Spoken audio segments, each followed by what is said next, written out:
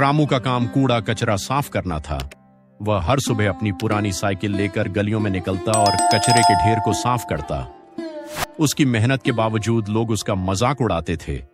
बच्चे उसे कचरा वाला कहकर चिढ़ाते और बड़े उसे तुच्छ समझते। लेकिन रामू ने इन तानों को कभी अपने सपनों के रास्ते में नहीं आने दिया। रामू का बचपन भी गरीबी और उपेक्षा में बीता था। पढ़ाई छूट चुकी थी और परिवार के लिए पेट भरना ही सबसे बड़ा संघर्ष था। लेकिन उसकी मां हमेशा कहती थी, बेटा, मेहनत और ईमानदारी का फल जरूर मिलता है।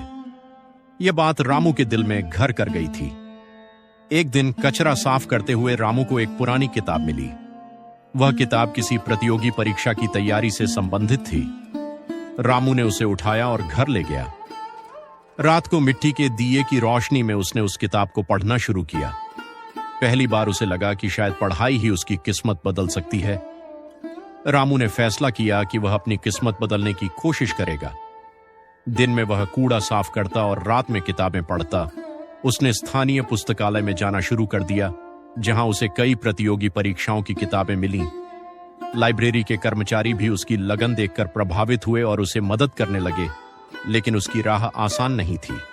कई बार लोग उसे लाइब्रेरी में देखकर कहते, तुम्हारे जैसे लोगों के लिए पढ़ाई नहीं, झाड़ू ही सही है। रामू को यह सुनकर तकलीफ होती, लेकिन उसने यह सब नजरअंदाज कर दिया। 2 साल की मेहनत के बाद रामू ने पहली बार एक सरकारी नौकरी की परीक्षा दी। परीक्षा का दिन उसकी जिंदगी का सबसे महत्वपूर्ण दिन था।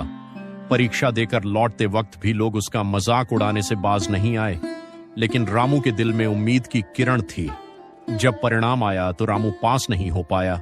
यह उसके लिए एक बड़ा झटका था। कुछ दिनों तक वह टूट गया, लेकिन उसकी मां ने उसे फिर से हिम्मत दी। हार से डरने वाला कभी जीत नहीं सकता बेटा, कोशिश जारी रख, मां ने कहा। रामू ने फिर से तैयारी शुरू कर दी।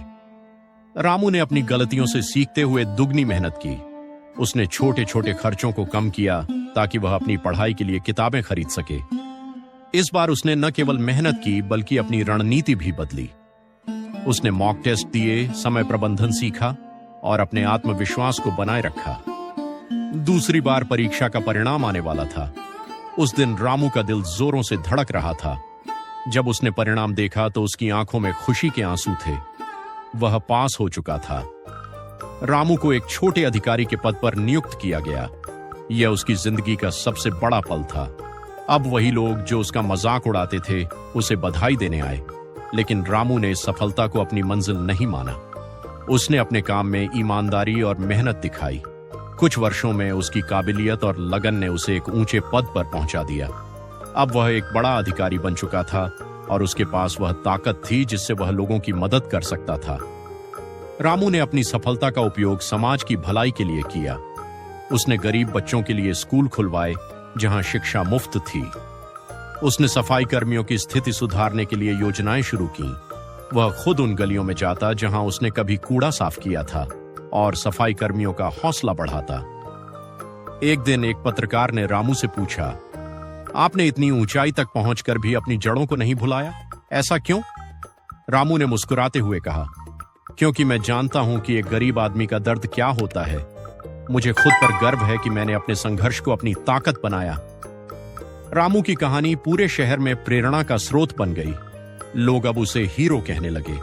जिसने कभी कूड़ा साफ किया था वह अब समाज की गंदगी को साफ करने में जुटा था। रामू की कहानी हमें यह सिखाती है कि मेहनत, लगन और आत्मविश्वास से किसी भी मुश्किल को हराया जा सकता है। परिस्थितियां चाहे कितनी भी खराब क्यों न हो, अगर आप अपने सपनों के प्रति सच्चे हैं तो सफलता आपके कदम चूमेगी।